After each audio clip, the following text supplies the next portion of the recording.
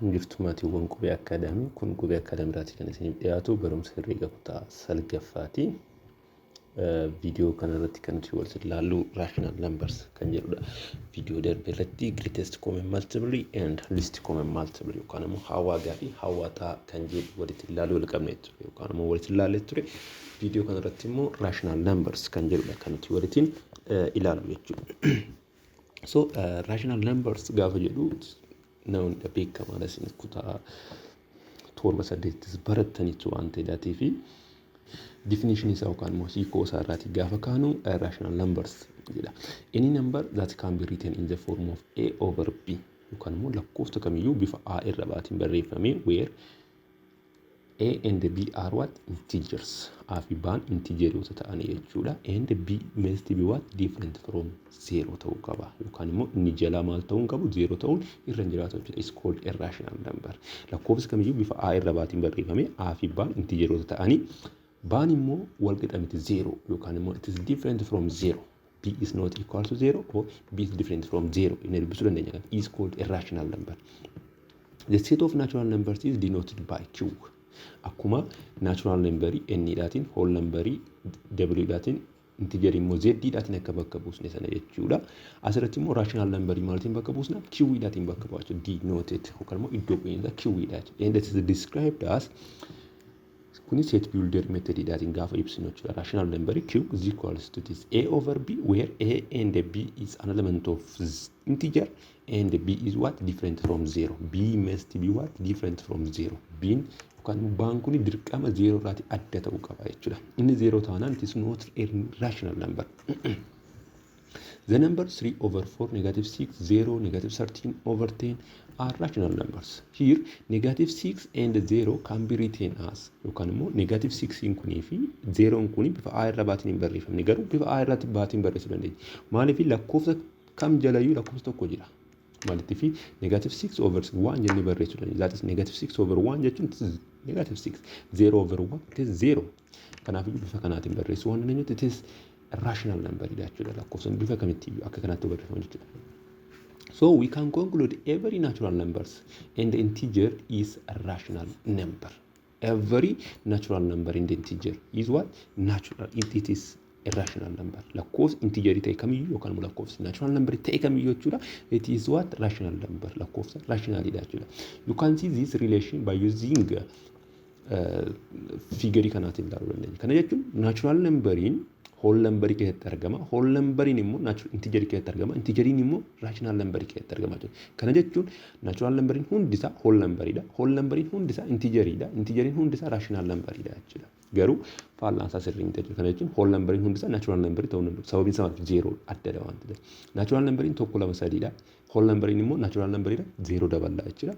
Integeriin immoo 0 tokko lama sadii jedhetti fufi akkasuma immoo negative 3 negative 1 negative 2 negative 3 negative 4 jedhee kan itti fufutu of keessatti qabate. Rational number immoo isaan kan hundasaa of keessatti qabate bifa a irra baatiin illee kan barreeffame illee of keessatti qabata jechuudha. Note akka yaadachiisaatti iddoo kanatti kan inni kaa'u suppose x is equals to a over b yoo ta'e x ni yookaan immoo jijjiirama xaa jedhamu kuni a irra baa yoo jedhame jechuudha. It is an element of natural number.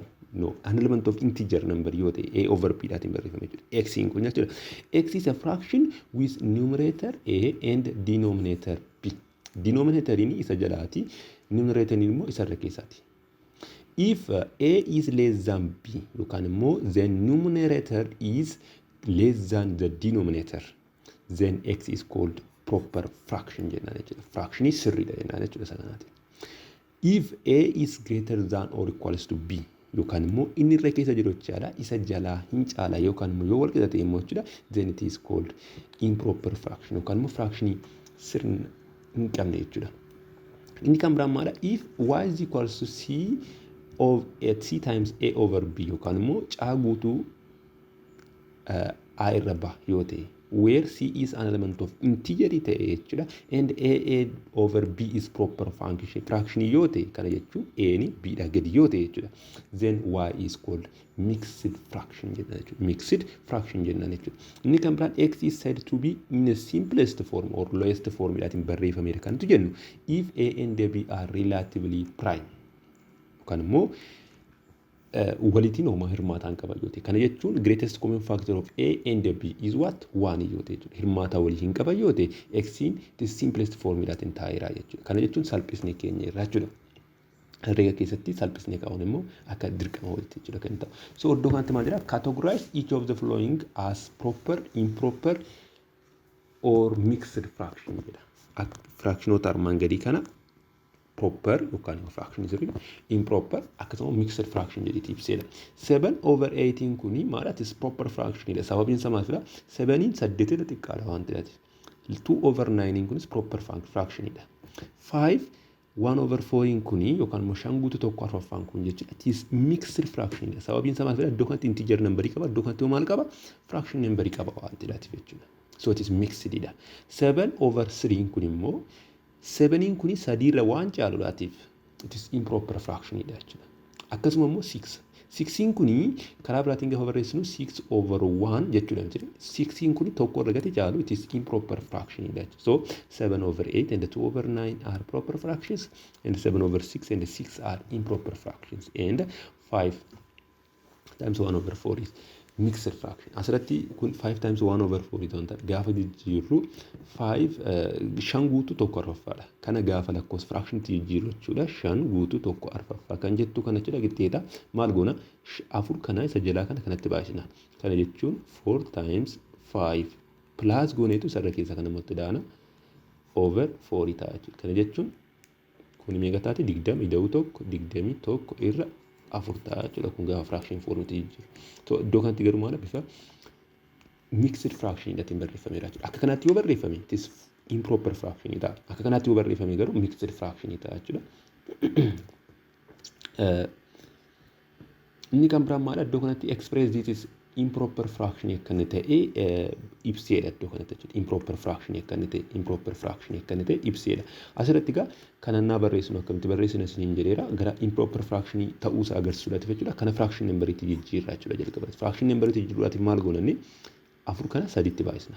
Kana jechuun 4 times 3 plus 1 divided by maal goona 4 jennaa qixxeeta 4 times 3 that is 12 plus 1 13 over 4. So 13/4 in kuni it is improper fraction jechuudha. Sababiin isaa maal?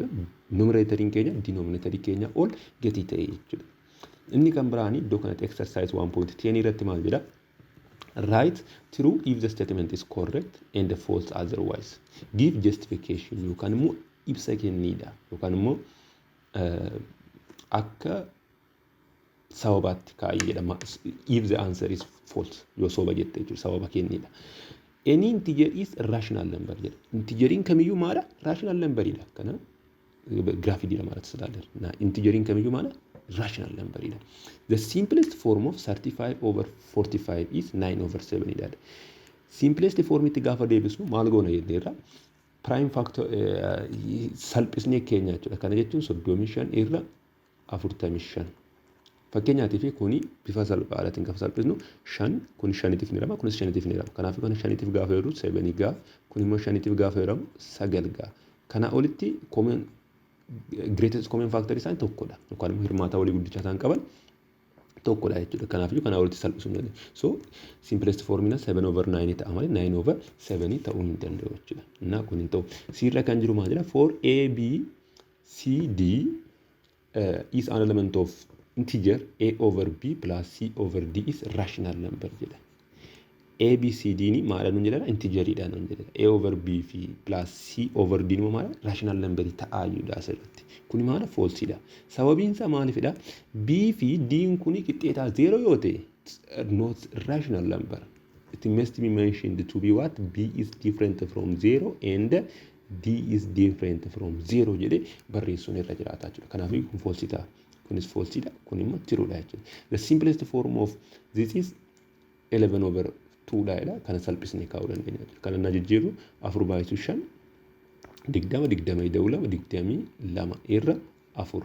Kana na salphisnu 2 11 2 ta'a jechuudha. Kanaaf 11/2 ta'a. Kuni tiruu taati jechuudha. Na bifa kanaatiin 3 4 rammoo kan jiru immoo ofii keessanii hojjechuu dandeessu jechuudha. Inni kan biraan maadha? Representation of rational numbers. Representation of rational numbers by decimals. Rational number deesimaaliidhaatiin kaa'uu jechuudha. Asirratti yaa'u shirreedhuma kaa'uudha malee wanta biraan hin qabu jechuudha. Any rational numbers A over B can be written as decimal number yookaan decimal formuudhaatiin barreessuun ni danda'ama by dividing the numerator A by the denominator. Sarara keessa isa jalaatiif hiruudhaatiin lakkoofsa rational number ta'e kamiyyuu bifa kamiitiin kaa'uun bifa deesimaalitiin kaa'uun ni danda'ama. Garuu yennaa deesimaalitti jijjiirru kana wanti lama nu mudachuu danda'a. Tokko maadha, when we change rational numbers A over B into decimal form, one of the following cases will occur. The division process in this when a remainder is zero is obtained. Division processing keenya yeroo hafteen keenya zero argan dhumarratti naabbata. Here the decimal is called terminating decimal. Yoo hafteen keenya dhumarratti zero taate that is terminating decimal yookaan immoo decimal dhaabbata jechuu ni dandeenya. Inni kun immoo the division process does not terminate yookaan immoo dhaabbachuu dhiisuu danda'a when the remainder is not near zero yookaan immoo never become zero. Yennaan ta'uu diduu terminate ta'uu dhiisuu danda'a. That is called repeating decimal jennaan jechuudha. Kana desimaalii deddeebi'a. Fakkeenyaatiif sadii kana shaniitiif itoo hirree 3 divided by 5. Kana gaafa hirru sadii kun hin gahu waan ta'eef asitti 0 barreeffanne 0 sitti dabala. 30 6. Amma 5 baay'isuu 6 30 remaining keenya meeqadha 0 ta'eera asitti jechuudha. Kan nama walirraa hir'isu. So remaining keenya 0 gati ta'eetiif iddoo kanatti jechuudha. It is terminating dha jechuudha. Maaliif 0.6 dhufeera waan ta'eef jechuudha. Terminating decimaalii dha. Garuu otoo 0 dhufuu baatee fakkeenyaatti 5 over 9 kana too fudhanne 5 over 9 5 over 9 too fudhanne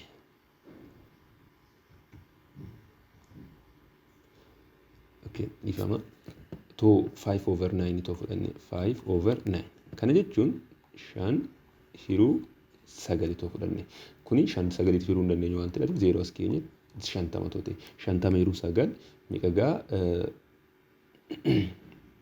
50 kana 9 dhaatiif gaafa yeroo 5 gaafa baay'isnu 45 ammas maal ta'a kuni 5 too hafa jechuudha kana gaafa walirraatti hir'isu sana booda maal ta'a ammas 50 kanaatiif gaafa yeroo 5 meeqa ta'a 45 gaafa walirraatti hir'isu 5 amma 0 tti dabala 50 kana akkas ta'a deemaa jechuudha akka kanaatti itti fufaa jechuudha maaliif remaining keenya repeat gochaa jira jechuudha never 0 dhufu jechuudha kun asirratti maaliif ammas ennaa wanti goonu meeqa ta'a 50 ammas ennaa walitti baay'isnu 45 50 gochaa deemnaa jechuudha akkanaatti so repeat ta'a deemaa jechuudha 5 repeat ta'a deemaa jechuudha to represent the repetition digits or kan immoo sarara deddeebuu sana lakkoofsa sarara deddeebuu sana ibsuudhaatiif jechuudha maal goona bar notation fayyadamna jechuudha about the repeating digit or digits asirratti fakkeenyaaf tokko irra sadii kana gaafa decimal number jiru 0.3333 jedhetti fufaa jechuudha gaafa hiraa deemu so isa ibsuudhaatiif sadii kana miti kana sitti irra deddeebi'aa jiru sadii shii kana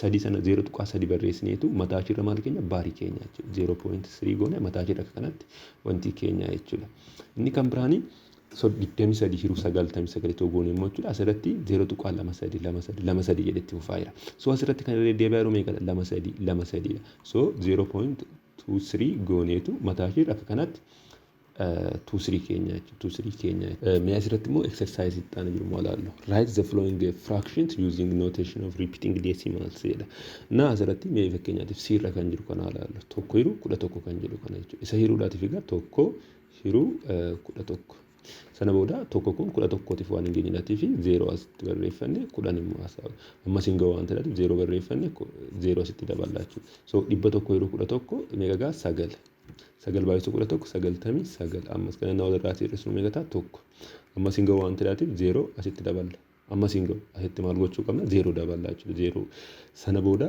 100 hiruu 11 meeqa ta'a 9 gaafas 11 sagaliitiin baay'isnu 99 meeqa ta'a tokko ammas hin gahu waan ta'eef 0 asitti daballa ammas hin gahu asittis maal goona 0 daballa jechuudha si'a lama 0 daballa taanaan 0 asittis dabaluu qabna 100 hiruu 9 bifa kanaatiin jechuudha kan inni ta'u asirratti kanaaf yoo maal ta'eera 0.9 jedhetti fufaa jira so 0.09 jenne 0.9 kanarra baarii keenya jechuudha bifa kanaatiin barreessuun ni danda'ama jechuudha viidiyoo itti aanutti immoo converting terminating decimal to fractions yookaan immoo decimal dhaabbata gara fractionitti jijjiiruu jechuudha fakkeenyaatiif 0.9 kana bifa fraactioniitiin yookaan immoo 9/10 jennee barreessuu akka dandeenyu akkaataa kamitti akka jijjiiruun danda'amu walitiin ilaallaa jechuudha. Fakkeenyaaf 0.6 kun 6/10 ta'uu kan danda'u yookaan immoo bifa biraatiinis akkaataa kamitti akka barreessuu dandeenyu wal faana ilaalla.